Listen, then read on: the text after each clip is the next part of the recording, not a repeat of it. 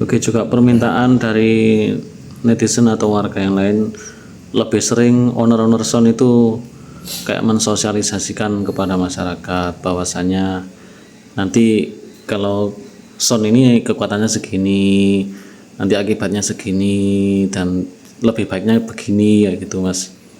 Ya memang kadang, makanya saya dulu pernah ngomong juga, peran serta dari owner ini juga sangat dibutuhkan, bukan cuma dari penyewa saja.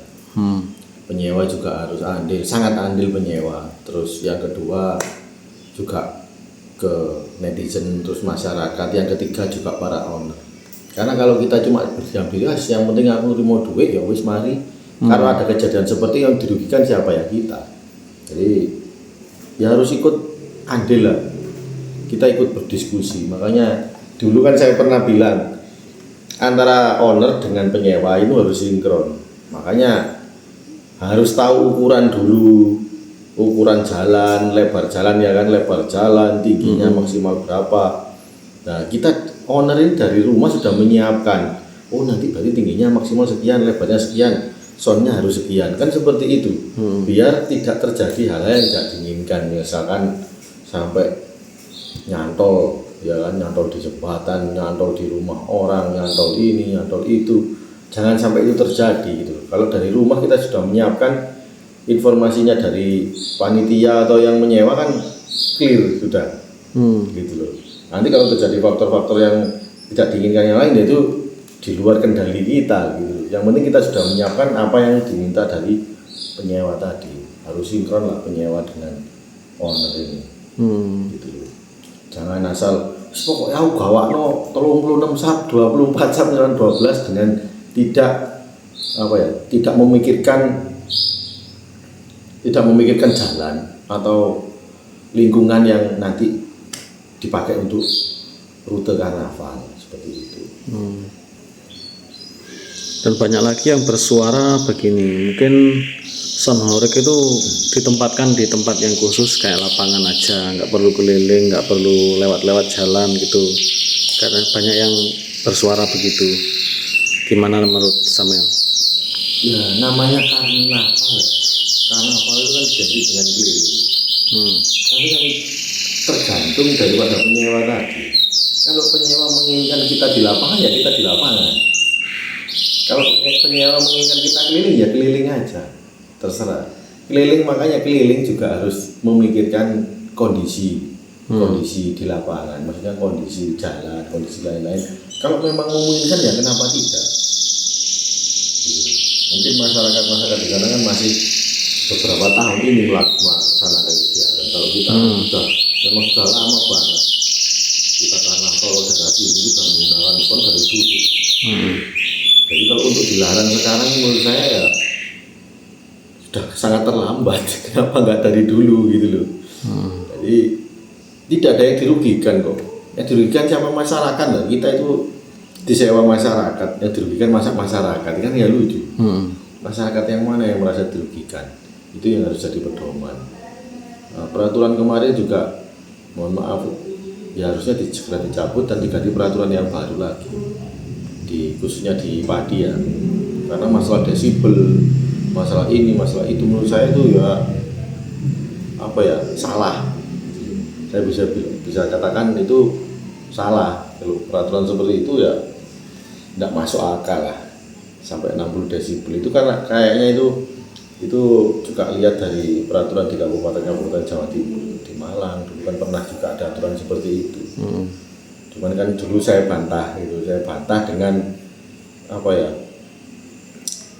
dengan argumen dan dengan fakta yang ada di lapangan gitu loh, dengan bukti gitu. Tapi alhamdulillah kan kalau di sini mungkin di kabupaten di Jawa Timur kan kepala daerahnya sudah oke lah. Ya memang ini bukan budaya ya. Kalau saya sebut budaya nanti salah lagi. Oh bukan budaya itu gini. Tapi saya kemarin juga sempat ngobrol dengan budayawan di Surabaya kan, bilangnya ya ini memang budaya gitu, kearifan budaya ini kan, itu padahal budayawan itu. Seniman juga bilang memang ini sudah budaya, ini namanya zaman dulu ada seperti ini ya. Itu menurut anu loh ya, menurut seniman dan budayawan itu seperti itu, bukan statement saya gitu loh. Ya saya berpikir sekarang sudah eranya kita harus menikmati. Ya yang nggak seneng ya nggak usah berkomentar, yang seneng ya jangan terlalu euforia komentar yang terlalu wah gitu loh. Ya kita nikmati kalau memang ini sekarang menjadi apa ya, kesenangan di masyarakat. Ya, gitu. Untuk yang nggak seneng sih mungkin bisa memberikan kritik sarannya asalkan membangun gitu aja ya. Iya, Kalau mengolok-olok sih kayaknya kurang nggak pantas lah. ya kemarin kan ada statement sampai kata-kata itu Indonesia tanpa sonor ini kan ada itu sempat rame, saya juga sempat komen sebenarnya apa sih yang apa janganlah seperti itu gitu loh, samain seperti itu ya wes seperti itu aja, kalau nggak seneng ya nggak usah dilihat gitu loh.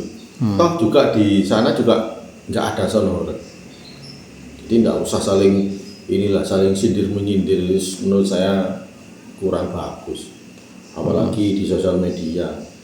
Saya pikir ya dia hanya untuk menaikkan apa ratingnya di sosial media saja, biar rame, biar ini, biar viral ya kan.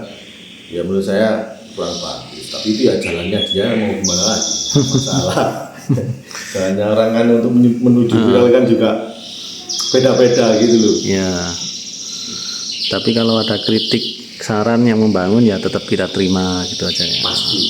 Pasti kita terima saran dan kritiknya dari netizen, dari orang-orang yang kontra itu tetap kita terima, asalkan yang bagus, jangan langsung menjudge ini kayak gini, nggak boleh ya. Harus kritik membangun itu kan, misalkan di Sonorak ini nggak ada dancer yang kayak gini, harusnya berpakaiannya rapi loh, kan itu kritik membangun.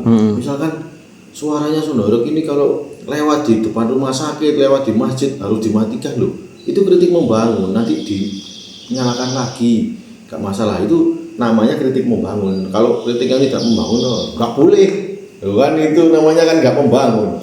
Cuma menjudge aja, kalau pokoknya Sonorak ini merugikan itu yang menghakimi namanya, nggak boleh lah seperti itu. Semua kan pro dan kontra, nggak mungkin 100% orang itu pasti sama pemikirannya. Pasti ada yang kontra itu ya pasti. Jangankan kegiatan hiburan, seni, apapun kegiatan apapun pasti ada yang kontra. Nggak mungkin 100% senang semua. Pengajian pun ya ada yang kontra. Pengajian aja kadang ada yang kontra, komen yang inilah, waduh ini bikin sampah, ini jadi kayak gitu. Tapi namanya orang ya kita harus terima aja kayak gitu ya. Yang penting makanya pedoman saya, selama yang pro itu 80% kita gas, yang kontra 20% ya tetap kita gas aja. Kecuali kalau kebalikannya, yang kontra 80 yang pro 20, lah ini ada apa gitu kan, kita harus introspeksi gitu loh. Kenapa kok sampai sekian banyak persen yang kontra dengan kita, intinya itu. Oke, siap, terima kasih.